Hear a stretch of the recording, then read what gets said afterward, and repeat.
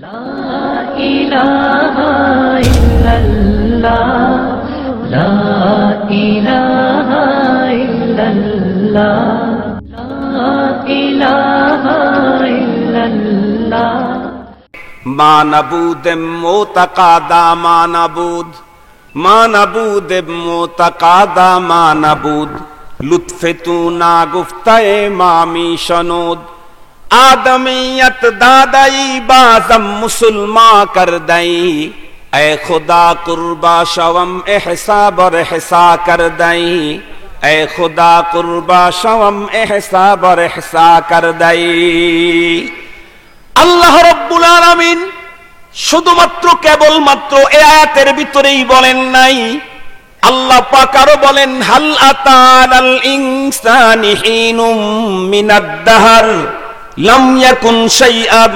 মাযকুরা। এ পৃথিবীর মানুষ, তোমাদের উপরে কি এমন একটা মুহূর্ত যায় নাই যেই মুহূর্তে তোমরা পৃথিবীর কোনো উল্লেখিত বস্তুই ছিলে না। আসসালামু আলাইকুম ওয়া রাহমাতুল্লাহি ওয়া বারাকাতুহু।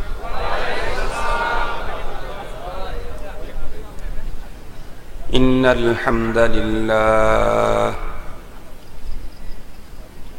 নাহমাদুহু ওয়া নাস্তাঈনুহু ওয়া নাস্তাগফিরুহু ওয়া নু'মিনু বিহি ওয়া নাতাওয়াক্কালু আলাইহি ونعوذ بالله من شرور أنفسنا ومن سيئات أعمالنا من يهده الله فلا مضل له ومن يضلله فلا هادي له ونشهد أن لا إله إلا الله وحده لا شريك له ونشهد أن سيدنا وسندنا وحبيبنا وشفيعنا وطبيبنا وطبيب قلوبنا وأولانا ومولانا محمدا عبده ورسوله الذي أرسله بالحق إلى الخلق بشيرا ونذيرا وداعيا إلى الله بإذنه وسراجا وقمرا منيرا أما بعد فأعوذ بالله من الشيطان الرجيم بسم الله الرحمن الرحيم كيف تكفرون بالله وكنتم أمواتا فأحياكم ثم يميتكم ثم يحييكم ثم إليه ترجعون وقال الله تبارك وتعالى منها خلقناكم وفيها نعيدكم ومنها نخرجكم تارة أخرى وقال صاحب القرآن صلى الله عليه وسلم الدنيا مزرعة الآخرة وقال سيد الأنام صلى الله عليه وسلم القبر روضة من رياض الجنة أو حفرة من حفر النار أو كما قال عليه الصلاة والسلام صدق الله مولانا العظيم وصدق رسوله النبي الأمي الكريم ونحن على ذلك لمن الشاهدين والشاكرين والذاكرين والحمد لله رب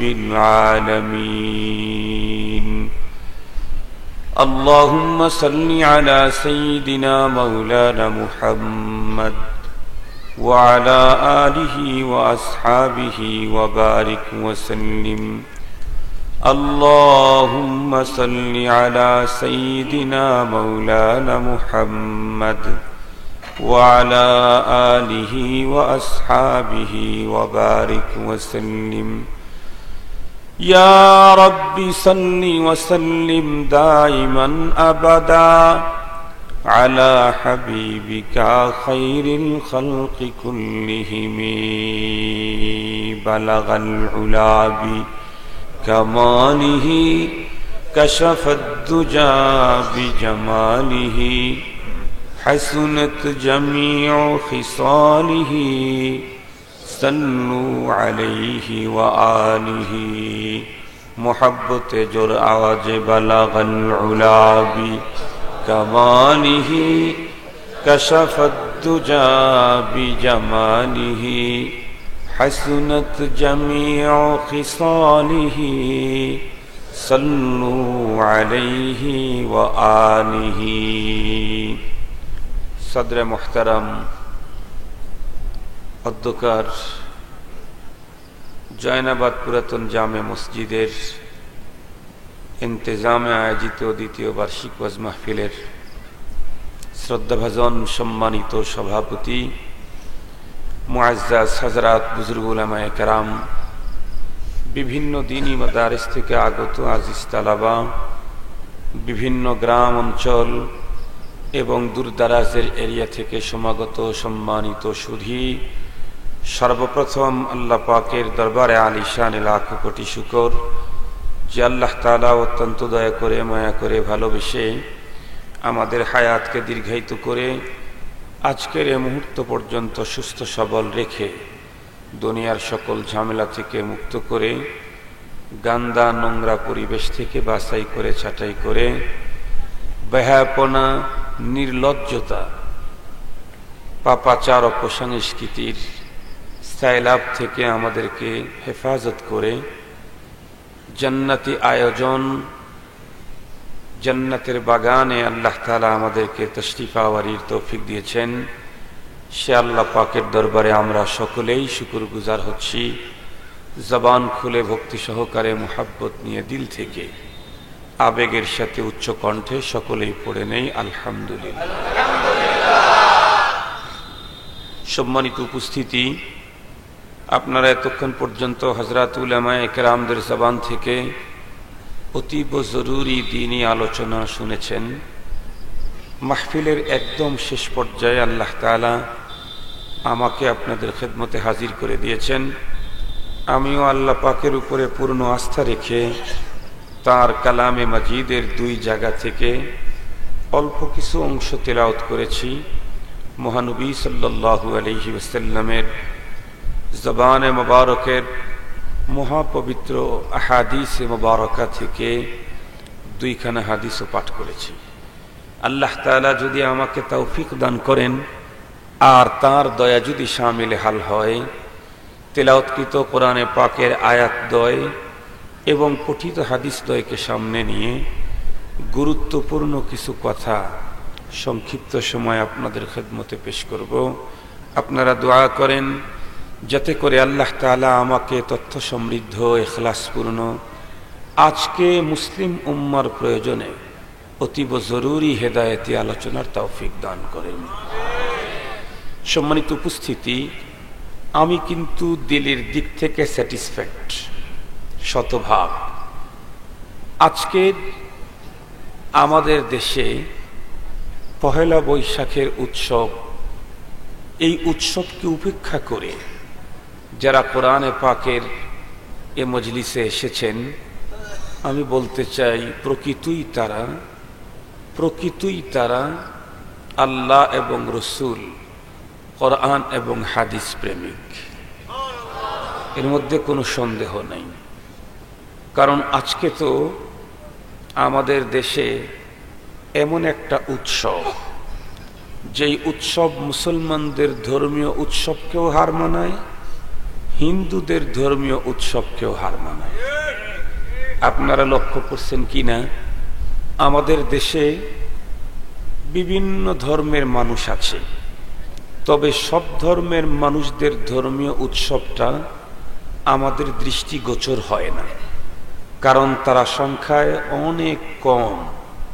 তারা কখন তাদের ধর্মীয় উৎসব করে আমরা জানতেই পারি না। তবে দুইটা গোষ্ঠী বাংলাদেশে বেশি। প্রথম নাম্বার, আমরা মুসলমান, আলহামদুলিল্লাহ প্রায় 90-এর কাছাকাছি শতকরা আমরা। আমাদের পরবর্তীতে এদেশে সংখ্যার দিক থেকে বেশি, আমি যতটুকু জানি তাতে হিন্দু সম্প্রদায়, না আপনারা কি বলেন?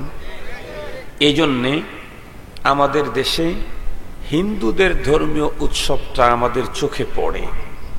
এমন কোনো শহর নাই যেই শহরে হিন্দুদের কিছু মানুষ নাই, এমন কোনো শহর নাই। হিন্দুদের ধর্মীয় উৎসব হলো পূজা। বৎসরে 2টা না 3টা? 13টা। এটা শুনি, প্রকৃত অবস্থা কিন্তু আসলে জানি না। আর আমি হিন্দুদের বই টই কোনোদিন পড়িও নাই। মানুষের কাছ থেকে শুনি 12 মাসে 13 পূজা। আসলেই কি তাই?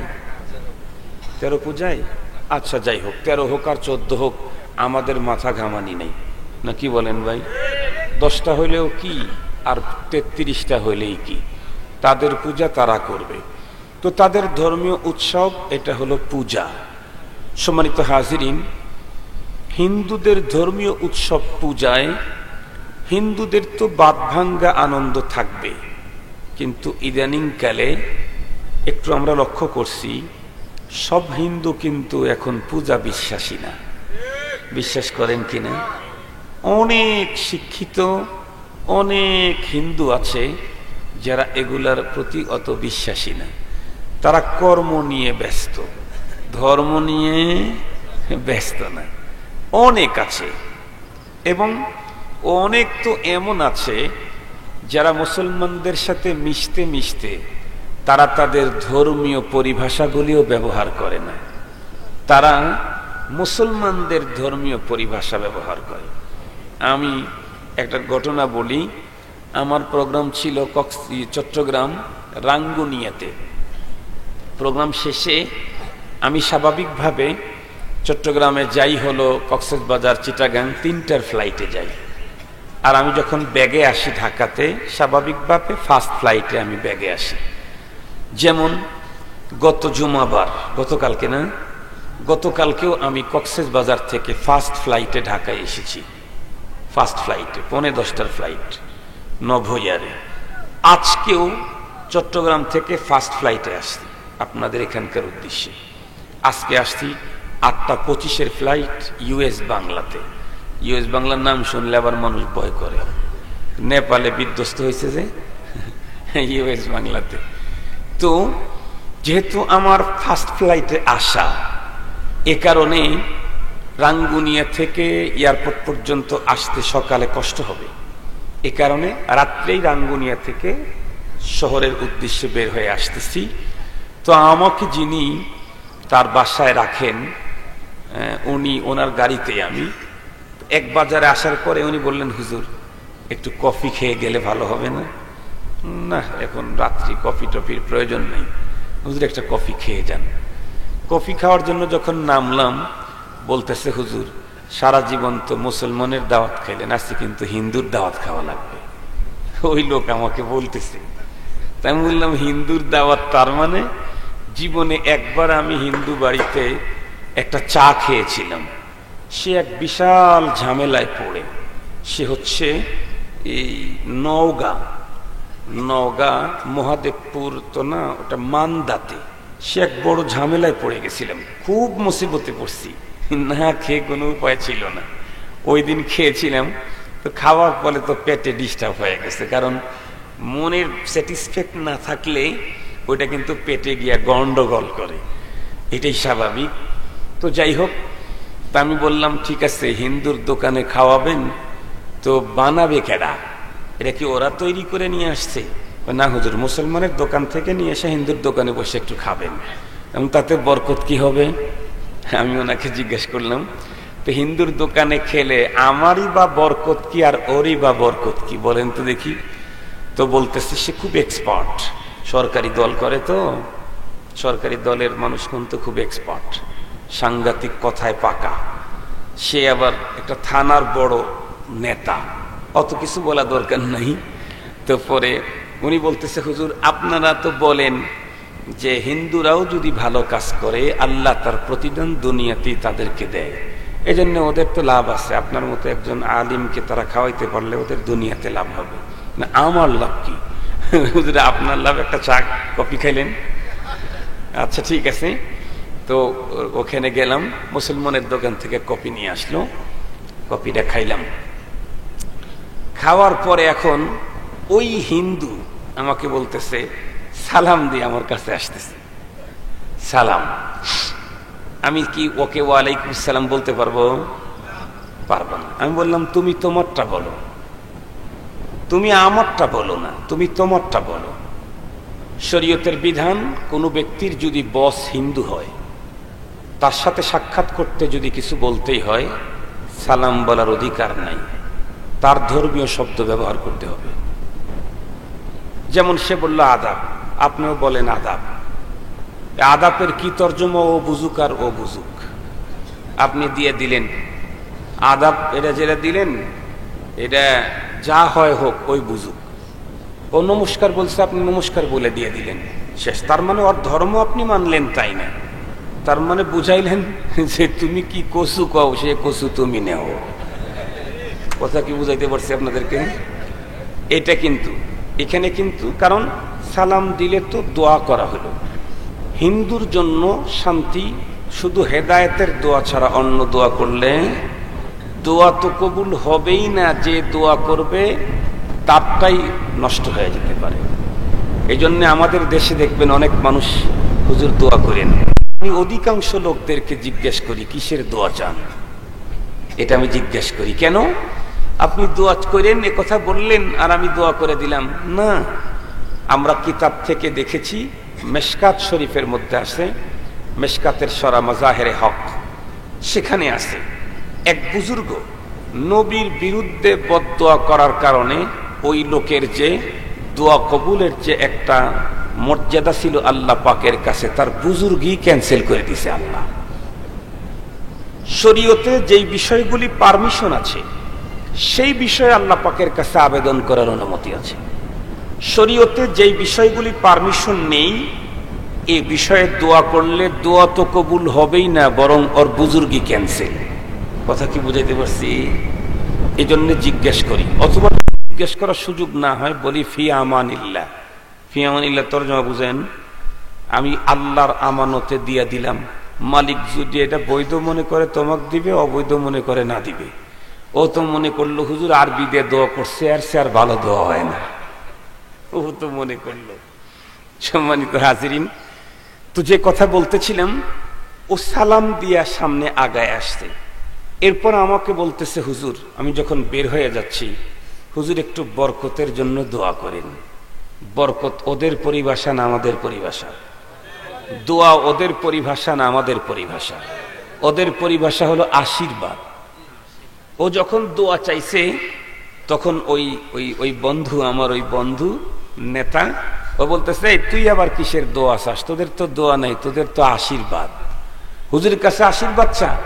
তো তখন হাইসা দেয়া বলতেছে বদ্দা কি ইতা খিতা, মানে বদ্দা, বদ্দা মানে বড় ভাই, এটা কি বললেন ওই তাদের ভাষায় বললো আর কি, ইয়ান কি মাতলেন এ জাতীয় একটা কথা বললো ওই তাদের ভাষায়, চট্টগ্রামের। তো আমি বলতেছিলাম যে হিন্দুদের অনেক হিন্দু এমন আছে যারা এখন তাদের নিজস্ব ধর্মীয় পরিভাষা ছেড়ে মুসলমানদের পরিভাষা ব্যবহার করছে। কিন্তু দুঃখের সাথে বলতে হয় ইদানিং কালে হিন্দুদের পূজা উৎসবে মুসলমানের উপস্থিতি, কথা বলেন না কেন, বেশি। তবে হিন্দুদের পূজা অনুষ্ঠানে মুসলমান গেলেও ক্লিন মেজাজ নিয়ে যায় না, একটু লজ্জা লজ্জা ভয় ভয় ভাব নিয়ে যায়। কথা বলেন না কেন, একটু ভয় ভয় নিয়ে যায়, একটু লজ্জা লজ্জা নিয়ে যায়। যতই যাক তারপরও চিন্তা করে কোন হুজুর দেখলো নাকি, আব্বা দেখলো নাকি। আব্বা যদি নামাজি হয়, আর যদি আব্বাও দুর্গা মার্কা হয়, তাহলে তো আর পেরেশানি নেই। আব্বাও যদি দুর্গা মার্কাই হয়, তাহলে তো আর পেরেশানি নেই। কিন্তু মুসলমানদের ধর্মীয় উৎসব, উৎসব বললে অবশ্য ঠিক হয় না, তো বুঝাবার জন্যই বাংলাটা ব্যবহার করতেছি আর কি।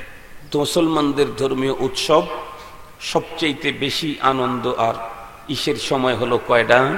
বৎসরে দুইটা। একটা হলো ঈদুল, আর একটা, এই দুইটার বেশি তো নাই। বুঝা শুনে বলেন, বেশি তো নাই। আবার বলেন, বেশি তো নাই। আলহামদুলিল্লাহ বলেন, আলহামদুলিল্লাহ বলেন। বেশি যদি কেউ আমদানি করে, এটা কি আপনারা রিসিভ করবেন নাকি? রিসিভ করবেন না তো? মনে থাকবে তো? আলহামদুলিল্লাহ। আমি ওইটাই চাচ্ছিলাম যে আমার ভাইয়েরা কি আমার গ্রুপের না আর এক গ্রুপের। দেখতেছি সব ভাই আমার গ্রুপের। আমরা ইসলামে দুই ঈদ, এটার কথা বলি। আমার রসুল দুই ঈদ করেছেন, হযরতে আবু বকর সিদ্দিক দুই ঈদ করেছেন, হযরত ওমর দুই ঈদ করেছেন, হযরত ওসমান আলী দুই ঈদ করেছেন, হযরতে তাবেঈ দুই ঈদ করেছেন, হযরতে তাবেঈ দুই ঈদ করেছেন, আইম্মায়ে মুজতাহিদিন দুই ঈদ করেছেন, সালফে সালিহিন উলামায়ে কেরাম দুই ঈদ করেছেন। মাঝখানে নতুন আরেক ঈদের যতই চমৎকার শব্দ দিয়ে আমাদেরকে আহ্বান করুক, আমরা তাদের নতুন ঈদে যোগ দিতে রাজি নাই। আমরা আবু বকরের কাতারে দাঁড় হতে চাই। কি বলেন, কি বলেন আপনারা? আমরা হযরত ওমরের কাতারে দাঁড় হতে চাই পরপরে। আমরা হযরতে আলী, হযরত ওসমানের কাতারে দাঁড় হতে চাই। ওনারা কেউ যেহেতু দুই ঈদের কাছে তৃতীয় ঈদ আর একটা করেন নাই, আমরাও করব না, করব না, করব না। আল্লাহ পাক আমাদেরকে তৌফিক দান করুক। ইদানিং কালে কিন্তু 3 নাম্বার ঈদের খুব গরম। ইদানিং কালে তারা বলতেছে শুধু ঈদ না, তাদেরটা হলো সাইয়্যিদুল আয়াত, সব ঈদের বড় ঈদ। তার মানে নবীজি যে ঈদ নিয়ে আসছে এটা ছোট ঈদ, আর ওরা যেটা আবিষ্কার করছে এটা বড় ঈদ। একটু নাউজুবিল্লাহ আসতে বললেন কেন? আর একটু জোরে বলেন না। নবীজি যেটা নিয়ে আসছেন এটা ছোট ঈদ, আর ওরা যেটা আবিষ্কার করছে এটা বড় ঈদ। সম্মানিত হাজিরিন, ও ঈদ কি ঈদ মানি না আমরা। সিদ্দিক আকবর যেই ঈদ করেন নাই আমরা সেটা করব না। হযরত ওমর ফারুক যেই ঈদ করেন নাই সেই ঈদ আমরা করব না। সেই ঈদ আমরা মেনে নিতে পারি না। আবিষ্কারের ক্ষমতা, যোগ্যতা পাওয়ার আল্লাহ পাকের কোরআন, পয়গম্বরের হাদিস থেকে এই পৃথিবীতে কিছু সিস্টেম আবিষ্কার করার ক্ষমতা আল্লাহ পাকের রসুলের ছিল। নবী আলাইহিস সালামের সাহাবায়ে কেরামের ভিতরে বিশেষ করে খোলাফায়ে রাশিদিনের ছিল। তাদের সুন্নাত, আলাইকুম বিসুন্নতি ওয়া সুন্নাতিল খুলাফাইর রাশিদিন আল মাহদিয়িন, এই দুই গ্রুপের পরে কিয়ামত পর্যন্ত আর কারো নতুনত্বের ধর্মের ভিতরে আবিষ্কারের কোনো অধিকার নাই। আল্লাহ পাক আমাদেরকে কথা বুঝার তৌফিক দান করুক। তাহলে মুসলমানদের ঈদ উৎসব এই একটা উৎসব, হিন্দুদের পূজা উৎসব। ইদানিং কালে দেখতেছি এর চাইতে আরো মারাত্মক উৎসব, সেটা হলো আজকের উৎসব। ঠিক বললাম না? ঠিক বললাম। আমি সকালে বের হয়েছি চট্টগ্রাম থেকে। আমি তো সকালে বের হয়েছি চট্টগ্রাম থেকে। গতকালকে আমি সকালে নাস্তা খেয়েছি টেকনাফে। গতকালকে দুপুরের খাবার খেয়েছি ঢাকা রামপুরা বনশ্রী সেন্ট্রাল মসজিদে এসে জুমার নামাজ পড়েছি। টেকনাফ থেকে এসে খাবার খেয়েছি মসজিদে। এরপরে আবার ওখান থেকে রওনা করে আসরের নামাজ পড়ছি গিয়ে হাটহাজারিতে। গতকালকে যখন আমি এয়ারপোর্ট থেকে জুমার নামাজের পরে 3টার ফ্লাইটে যখন আমি চিটাগাং গেলাম, আমাকে রিসিভ করার জন্য আসলো। তারা একটা নতুন বাইপাস রোড দিয়ে আমাকে নিয়ে গেল। যাইতেই পথের ভিতরে দেখি ইসের কি বলে সাগরের পাড়ে অনেকগুলি তাঁবু। তা আমি, আমার চোখ অনেক দূরে গেছে। তা আমি একজনকে জিজ্ঞেস করলাম, ওখানে এতগুলি তাঁবু কেন? হুজুরটা কি কই কই, এটা বলতে বলতে ওদের চোখে পড়ছে। আমি বললাম সম্ভবত বৈশাখের ছোঁয়া। পরবর্তীতে সত্যিই দেখা গেল এটা বৈশাখের ছোঁয়া। অথচ আজ পর্যন্ত এ পৃথিবীর লক্ষ্য ইতিহাস, আজ পর্যন্ত পৃথিবীর লক্ষ্য ইতিহাস এ পর্যন্ত সমুদ্রের ধারে, সমুদ্রের কিনারে যখনই মানুষ অন্যায়, অবিচার, ব্যভিচার, গুনাহ আর নাফরমানি কাজ করা শুরু করে দিয়েছে, তখনই আল্লাহ সমুদ্রকে উত্তাল করে সেই মানুষগুলিকে মুহূর্তেই বিনা বিষয়ে জাহান্নামে পাঠিয়ে দিয়েছে। হাজার ইতিহাস, এরপরেও বুঝে আসে না, এরপরেও বুঝে আসে না। এরপরে আজকের পৃথিবীতে সবচাইতে বেশি গুনাহের কাজ হয় সমুদ্র সৈকত গুলাতে, শুধু আমার দেশে না, তামাম ওয়ার্ল্ডে। আমি কক্সবাজার যখন টার্মিনালের ওখানে যখন ইসলাহি প্রোগ্রাম করতেছিলাম, কিছু লোক এসে আমাকে ইনফরমেশন করলো, হুজুর একটা বিষয়ের উপরে কথা বলবেন। কি? এই অঞ্চলটা পাপে পাপে জরাজীর্ণ। বললাম কেমন? বলতেছে হুজুর ট্যুরে আসে মানুষ, কে কাকে নিয়ে আসে, কার তাকে নিয়ে আসে, কোন জায়গাটা কে নিয়ে আসে, কোন হদিস নাই। আমরা তো হুজুর এই যারা এখানে আসে পর্যটক, যারা এখানে অতিথি হিসাবে আসে, যারা ট্যুরে আসে, এদের অপরাধ কর্ম দেখে আমাদের কলজা কেঁপে ওঠে। ওরা তো 3 দিন 5 দিনের মজা নিয়ে চলে গেল, জমিনটাকে কলুষিত করে দিল। আমরা তো বঙ্গোপসাগরের ধারেই থাকি। মালিক যদি শুধুমাত্র কেবলমাত্র একটু সিগন্যাল দেয়, তাহলে 20-25 ফিট উঁচা হয়ে পানি আমাদেরকে ধাওয়া করলে ওরা তো নিরাপদে চলে গেছে। আমরা তো ছোট শিশু কিশোরকে নিয়ে প্রাণ হারানো ছাড়া আমাদের আর কোনো গতিই থাকবে না। এই জন্য হুজুর এ বিষয়ের উপরে বক্তব্য দিয়েন। সম্মানিত হাসুদি, এদেশের মানুষ তো বড় কষ্ট করে টাকা ইনকাম করে তারপরে ট্যুরে যায়, আর আল্লাহ আমাকে প্রতি সপ্তাহে সপ্তাহে এমনি নেয়, এমনি নেয়। আমি ঘুরতেছিলাম, বাসায় ফোন দিয়ে বললাম, দেখো মানুষ লক্ষ টাকা ব্যয় করে যেই কাজগুলি করে, আল্লাহ পাকের মেহেরবানি, আল্লাহ পাক আমাকে এমনি সেখানে নিচ্ছে, এবং আমি যে সেখানে যাচ্ছি আর আল্লাহ আমাকে নিচ্ছেন, এটি হলো আল্লাহ পাকের মেহেরবানি। আল্লাহ পাকের দ্বীনের কাজে, ধর্মের কাজে মানুষকে আল্লাহর দিকে আহ্বান করার জন্য। আলহামদুলিল্লাহ, তুম্মা আলহামদুলিল্লাহ। সম্মানিত হাজিরিন, যে কথাগুলি আপনাদের খেদমতে বলতেছি সেটি হলো, সেইখানেও দেখলাম গতকালকেই পহেলা বৈশাখের ছোঁয়া। মানুষ যেন পাগল, হিন্দু আর মুসলমান নাই। কারণ যদি পূজা হতো সেটা তো শুধু হিন্দুদের, যদি ঈদ হতো তাহলে এই উৎসব তো শুধুই মুসলমানের। পক্ষান্তরে যখন বৈশাখ আসে তখন হিন্দু আর মুসলমান একাকার হয়ে যায়। আজকে মনে হয় আপনারা দেখেছেন, দেখেন না? আপনাদের চোখে পড়ে নাই? আজকে দেখেছেন, আজকের আনন্দে কিন্তু শুধু মুসলমান না, শুধু হিন্দু না, সবাই একাকার হয়ে গেছে। সবচাইতে বড় দুঃখ লাগলো আমার, সবচাইতে বড় দুঃখ লাগলো সেটা হলো ছোট্ট ছোট্ট শিশু, এদেরকেও গায়ে যে জামা পরানো হয়েছে সেখানে গিটার, সেখানে কুলা, সেখানে একতারা, ঠিক বললাম না? ঠিক বললাম? সেখানে ঢোল, সেখানে তবলা। আহ, মুসলমান তার কোমলমতি সন্তান ও তো জান্নাতের মেহমান। আমি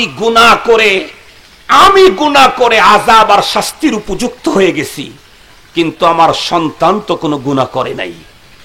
ও তো মাসুম, ও তো বেগুনাহ, ও তো কোমলমতি, ও তো ফেরেশতার মতো। কি বলেন? কথা বলেন না কেন? ফেরেশতার যেমন কোনো গুনাহ নাই, ফেরেশতাদের গুনাহ আছে নাকি? ফেরেশতাদের যেমন কোনো গুনাহ নাই, আমি মুসলমান, আমার ঘরের নাবালেগ শিশু, ছেলে হোক আর মেয়ে হোক, তারও কোনো গুনাহ। যতক্ষণ পর্যন্ত সাবালেগ না হবে অতক্ষণ পর্যন্ত তার কোনো গুনাহ লেখা হবে না। একদম কোমলমতি ছোট্ট শিশু, বাবাও মাথায় একটা গামছা বাঁধছে, ছোট্ট শিশুটার গায়ের ভিতরে গিটার মিটার অমক তমকের ওয়ান টাইম এক পোশাক পরায়া হুন্ডার উপরে নিয়ে ঘুরতেছে। কমলবতী জান্নাতি শিশুকেও অপসংস্কৃতিতে তাকে ঢুকায় দেওয়ার জন্য ষড়যন্ত্র করতেছে খোদ বাবা। ঠিক বললাম না? ঠিক বললাম? সম্মানিত হাজিরিন, খুব ভালো করে মনে রাখবেন কথাগুলি, খুব ভালো করে মনে রাখবেন। শরীয়ত তো আমাদেরকে স্পষ্ট বলে দিয়েছে, মান উলিদা লাহু ওয়ালাদুন ফালইউহসিন ইসমাহু ওয়া আদাবাহ ফাইদা বালাগা ফালইউযাব্বিজ ফাইন বালাগা ওয়া লাম ইউযাব্বিজহু ফাআসাবা ইসমান ফাইন্নামা ইসমুহু আলা আবিহি আও কামা ক্বালা আলাইহিস সালাতু ওয়াস সালাম। বিশ্বনবীজি আমাদেরকে বললেন, তোমাদের কারো যদি সন্তান হয়, ছেলে হোক আর মেয়ে হোক, ফালইউহসিন ইসমাহু ওয়া আদাবাহু, তাহলে এ সন্তান তোমার কাছে কিছু পাওনা আছে, এ সন্তানের কিছু হক আছে, তুমি পিতা, তোমার প্রতি হক আছে। কি? একটা হলো তার সুন্দর নামকরণ করবে, একটা হলো তার সুন্দর নামকরণ করবে। আল্লাহ পাকের কি দয়া, আল্লাহ পাকের কি মেহেরবানি, আলহামদুলিল্লাহ। মাঝখানে তো অসুন্দর নামকরণের এক সাইক্লোন চলতেছিল, ইদানিং কিন্তু আলহামদুলিল্লাহ একটু পরিবর্তন দেখা যাচ্ছে। ঠিক বললাম না? ঠিক বললাম? সবাই কিন্তু এখন আলহামদুলিল্লাহ ভালো নাম খুঁজে। আমাকে অনেক অনেক মানুষ ফোন দেয়, হুজুর আমার একটা বাচ্চা হয়েছে, একটা সুন্দর নাম বলুন। কেউ বাবার নাম নিজেরাই ঠিক করে ফোন দিয়ে বলে, হুজুর এই নামটার কি তর্জমা হবে বলুন। আলহামদুলিল্লাহ, আলহামদুলিল্লাহ। মাঝখানে তো পচা নামের সরাসরি ছিল মাঝখানে, এখন আলহামদুলিল্লাহ একটু ভালো নাম হচ্ছে। এরপরে ও আদাবাহু, এ সন্তানকে নীতি নৈতিকতা শিষ্টাচার আর দ্বীনি শিক্ষায় শিক্ষিত করতে হবে, এটা সন্তান বাবার কাছে পাও না। আমরা কি করতেছি? ছোট্ট কোমলমতি সন্তান, জান্নাতের মেহমান, ও এখন মরে গেলে কোন হিসাব ছাড়া জান্নাতে যাবে। ও এখন মরে গেলে হিসাব ছাড়া কই যাবে?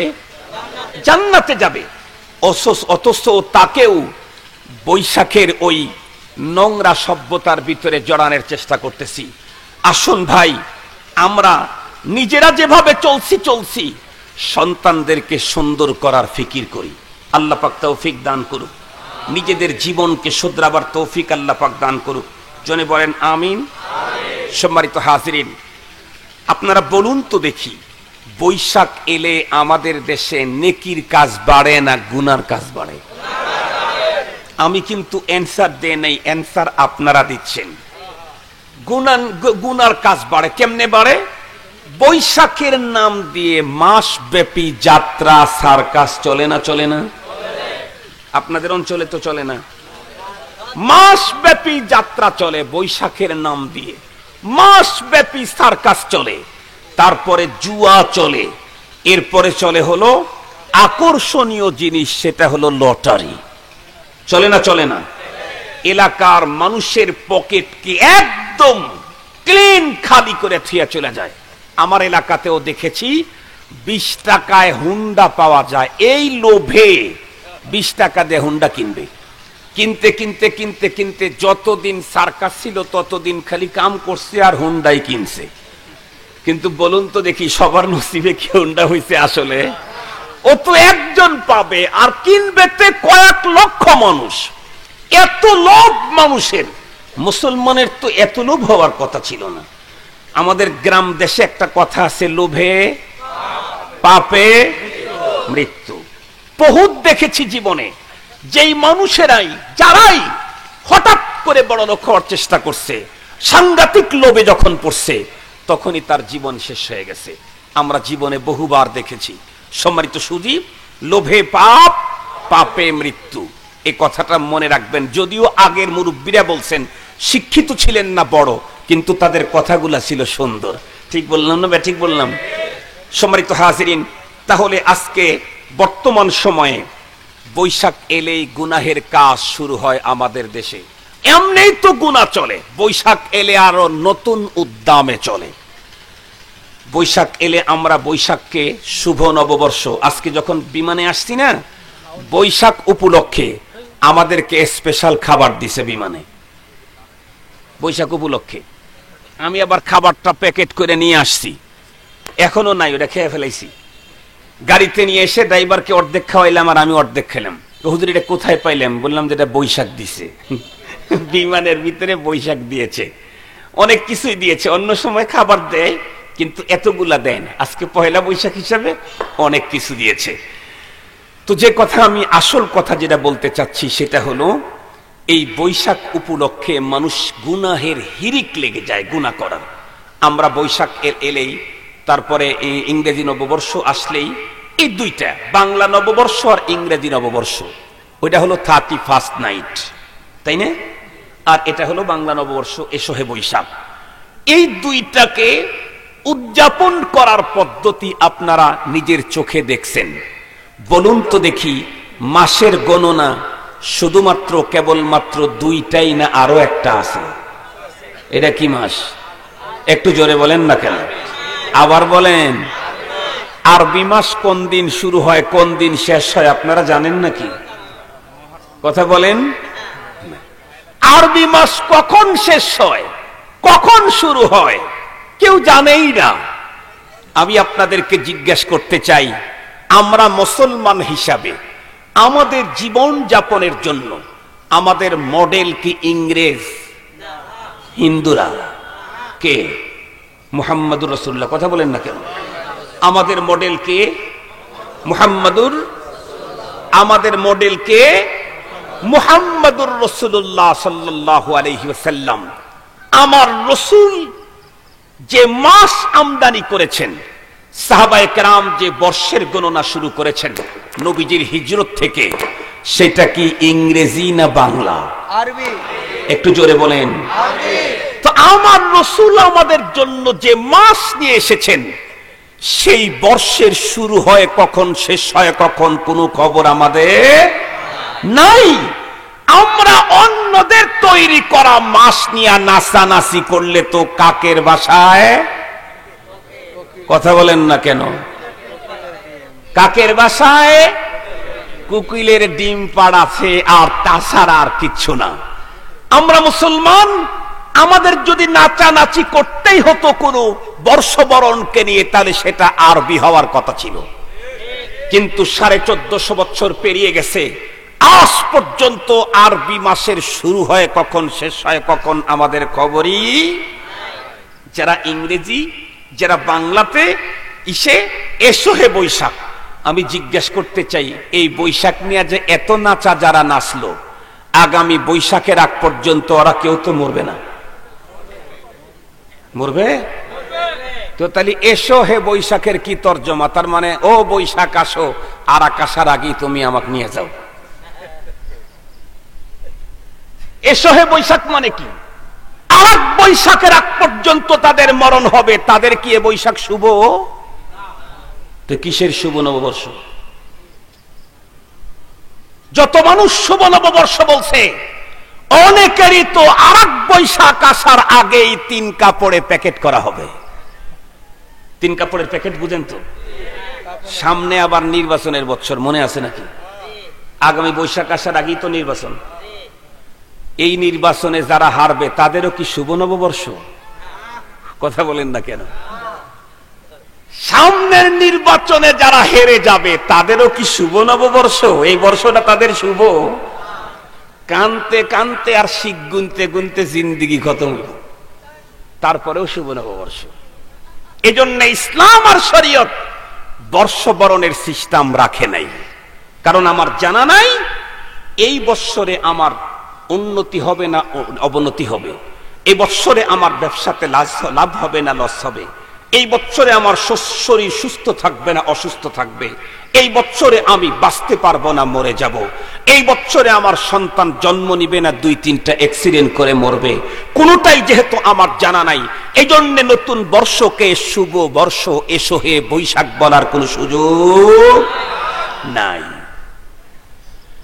সবচাইতে বড় কথা হলো, আমি নতুন বর্ষকে বরণ করতে গিয়ে আসমানের মালিকের হুকুম লঙ্ঘন করলাম। আমি চললাম বেহায়া বেলাল্লাপনা অবস্থায়, সারা মাস ঘরের ভিতরে ছিল, আজকে বের হয়ে গেছে। শাড়িটার কালার আজকে তো দেখলাম এয়ারপোর্টে যারা বিমানের ক্রু যারা থাকে, বিমানবালা বলে আপনারা সহজে বুঝবেন, এরপরে আরো যারা আয়োজনে থাকে সবগুলা লাল পড়ছে। আমি মনে মনে ভাবলাম আমি একটা কাজ ভুল করছি, আমার লাল রুমালটা নিয়ে আসলে কাজ হতো। আমার তো রুমালই ছিল না আজকে, আমিও মাথার মধ্যে লাল রুমালটা বলতাম, সবগুলা লাল পড়ছে। সম্মানিত হাজিরিন, আল্লাহ পাক রব্বুল আলামিন আমাদের মতো নাদান যারা, আমার আগামী বৈশাখের আগেই আমার মরণ হবে, যেই বৈশাখের পরে আমার মরণ, সেই বৈশাখকে নিয়ে যারা আনন্দ করে তারা দান না নাদান? নাদান। অতীতের বছরগুলোতে আমার ব্যবসায় অনেক লাভ হয়েছে, এই বৈশাখের পর থেকে আগামী বৈশাখের আগে আমার ব্যবসাতে চূড়ান্ত ধস নামবে, এটা আমি জানি না উনি জানেন।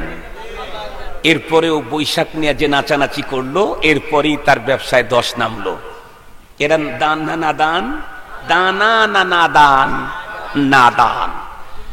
আমাদের মতো নাদানদেরকে আল্লাহ তাআলা বলেন, কাইফা তাকফুরুনা বিল্লাহ ওয়া কুনতুম আমওয়াতা ফাআহইয়াকুম সুম্মা ইউমীতুকুম সুম্মা ইউহয়ীকুম সুম্মা ইলাইহি তুরজাউন।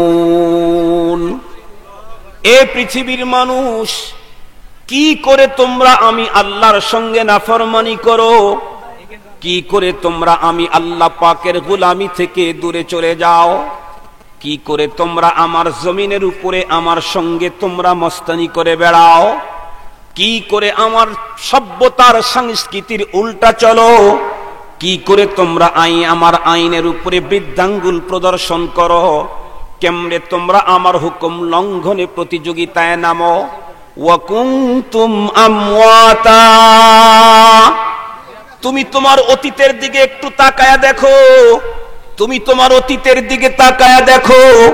কুনতুম আমওয়াতা, তুমি তো পৃথিবীতে জিন্দা ছিলে না, তুমি তো পৃথিবীতে মরা ছিলে।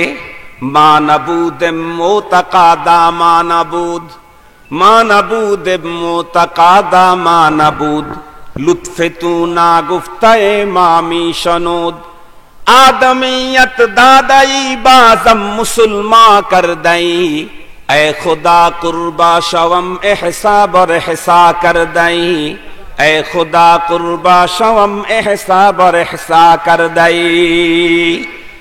আল্লাহ রব্বুল আলামিন শুধুমাত্র কেবলমাত্র এই আয়াতের ভিতরেই বলেন নাই, আল্লাহ পাক আরো বলেন, হাল আতাল ইনসানি হিনুম মিনাদ দাহর লাম ইয়াকুন শাইআম মাযকুরা। এ পৃথিবীর মানুষ, তোমাদের উপরে কি এমন একটা মুহূর্ত যায় নাই যেই মুহূর্তে তোমরা পৃথিবীর কোনো উল্লেখিত বস্তুই ছিলে না? আমি যারা উপস্থিত হয়েছেন তাদেরকে জিজ্ঞাসা করতে চাই, আমি খতিব থেকে শুরু করে, ভাষ্যকর থেকে শুরু করে, সভাপতি মহোদয় থেকে শুরু করে, ভিআইপি জন থেকে শুরু করে উপস্থিত মুসলমান ভাই বন্ধু যারা এসেছেন, বলুন তো দেখি, আজ থেকে 100 বছর পূর্বে এই পৃথিবীতে আমরা কেউ ছিলাম নাকি? এই টাইম থেকে ঠিক 100 বছর আগে আমরা ছিলাম?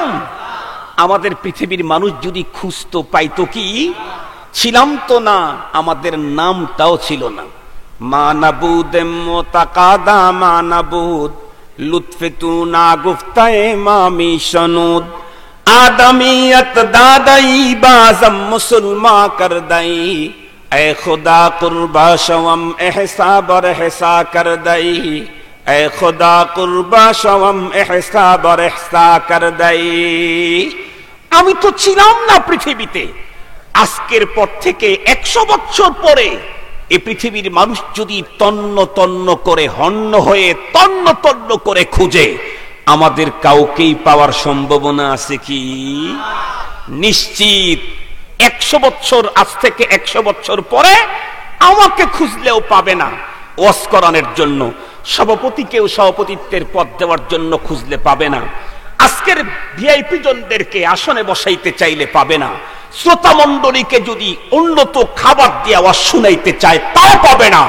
আমরা নিঃসন্দেহে যার কাছ থেকে এসেছিলাম তার কাছে কুল্লু নাফসিন দাইকাতুল মাউত সুম্মা ইলাইনা তুরজাউন। মৌতু কাসিন কুল্লু নাফসিন মৌতু কাসিন কুল্লু নাসিন শারিবু কবর বাইতিন কুল্লু নাসিন দাখিলু। মৌতু কাসিন কুল্লু নাফসিন শারিবু কবর বাইতিন কুল্লু নাসিন দাখিলু। প্রতিটি প্রাণীকে মরতে হবে, আর মানুষকে মরার পরে কার কাছে যেতে হবে? আল্লাহ পাক বলেন আফাহাসিবিতুম আন্নামা খালাকনাকুম আবাসা আফাহাসিবিতুম আন্নামা খালাকনাকুম আবাসা ওয়া আন্নাকুম ইলাইনা লা তুরজাউন। ये चमन सहरा भी होगा ये खबर बुलबुल को दो, ये चमन सहरा भी होगा ये खबर बुलबुल को दो, ताकि अपनी जिंदगी को सूझ कर कुर्बा करे, ताकि अपनी जिंदगी को सूझ कर कुर्बा करे। কবি বলেন যেই বুলবুল মনের আনন্দে ফুল বাগিচায় রং বিরঙ্গের গান গায়, নৃত্য দেয়, সেই বুলবুল পাখিকে বলো তুমি যেই বাগানে নাচ দিচ্ছ এই বাগানও একদিন বিরান হবে। কুল্লু মান আলাইহা ফান কুল কুল্লু মান আলাইহা ফান ওয়া ইয়াবকা ওয়াজহু রাব্বিকা দুল জালালি ওয়াল ইকরাম। पहाड़े फाड़े जाएगी जमी पर जलजला होगा, पहाड़े फाड़े जाएगी जमी पर जलजला होगा, मुहम्मद तख्त पर होगे अदालत बर खुदा होगा, मुहम्मद तख्त पर होगे अदालत बर खुदा होगा। इदा जुलजिलतिल अर्दु जिलजालहा وأخرجت الأرض أثقالها وقال الإنسان ما لها يومئذ تحدث أخبارها। الله أكبر বলেন। সম্মানিত হাজিরিন, সব আয়াতের তরজমা করি নাই, তরজমার জরুরত নাই। মূল কথা ছিল আমার একটা, আমরা যারা আজকে এখানে আসি, তাম পৃথিবীতে যারা আছি, অধিকাংশ মানুষগুলার অবস্থা হলো এই, আজ থেকে 100 বছর পূর্বে আমি, কথা বলতেছেন না ভাই, আজ থেকে 100 বছর পরে আমাকে পাওয়া যাবে না। আমার যত চিন্তা চেতনা, যত থিসিস, যত গবেষণা, আমার যত অর্জন, সব তো পৃথিবীতেই পড়ে থাকবে। কি বলেন? সব পৃথিবীতে পড়ে থাকবে না?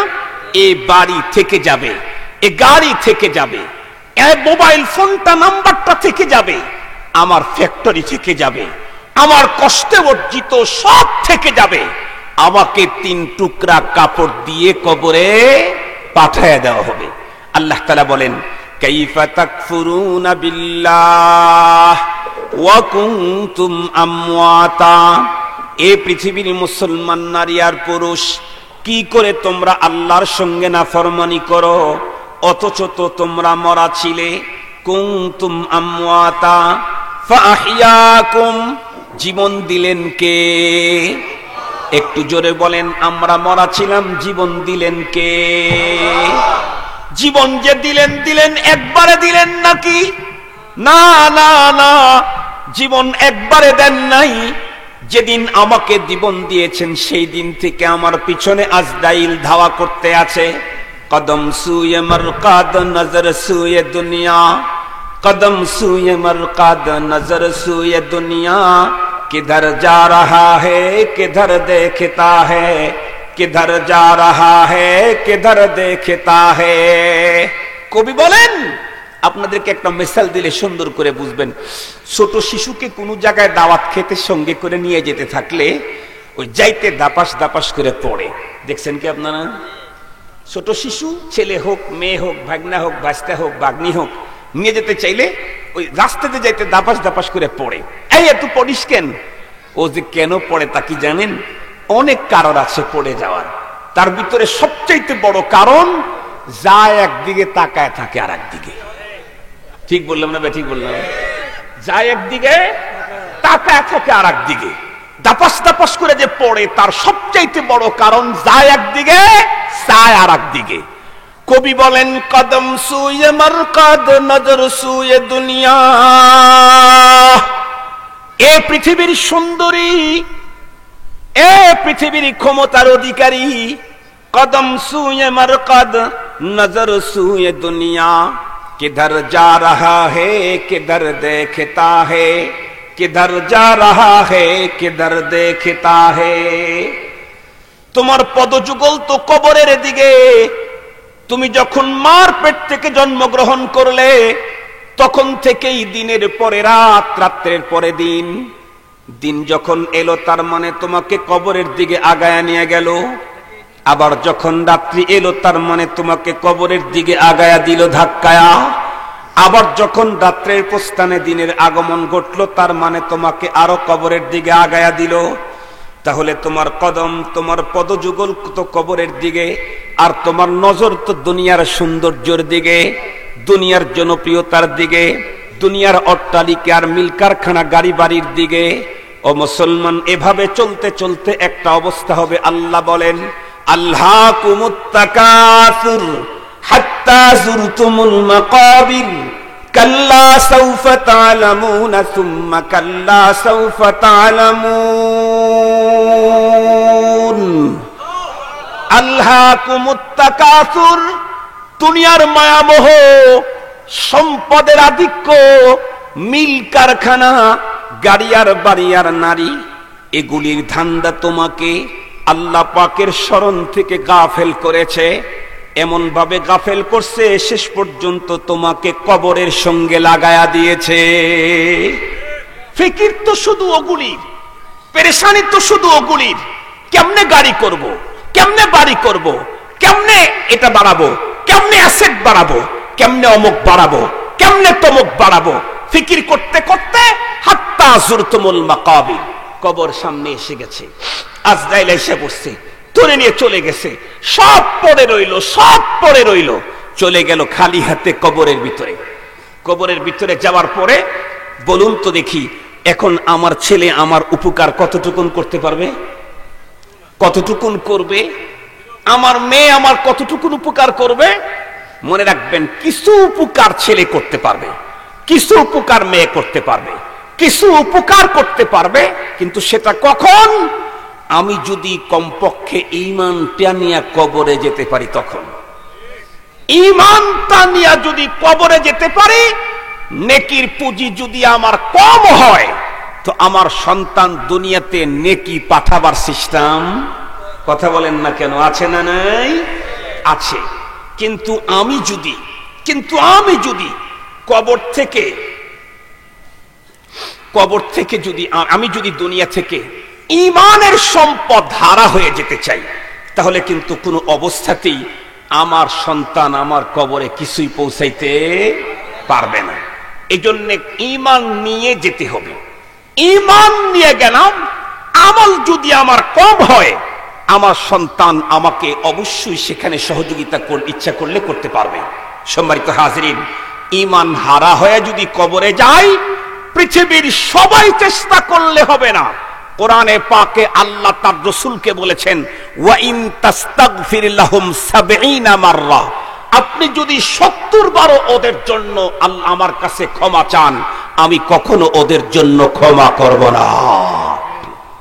মুহাম্মাদুর রাসূলুল্লাহ দোয়া করলে সেটা কবুল হবে না, পয়গম্বর চেষ্টা করলে হবে না। আমার সন্তান আমাকে কি দিবে?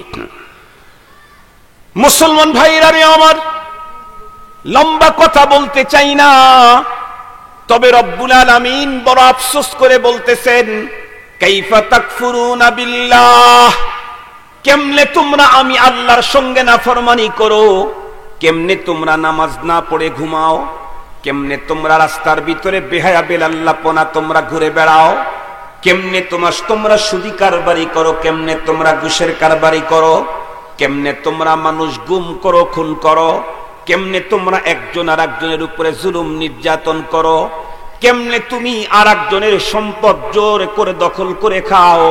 ওয়া কুনতুম আমওয়াতা, তুমি কিন্তু মরা ছিলে।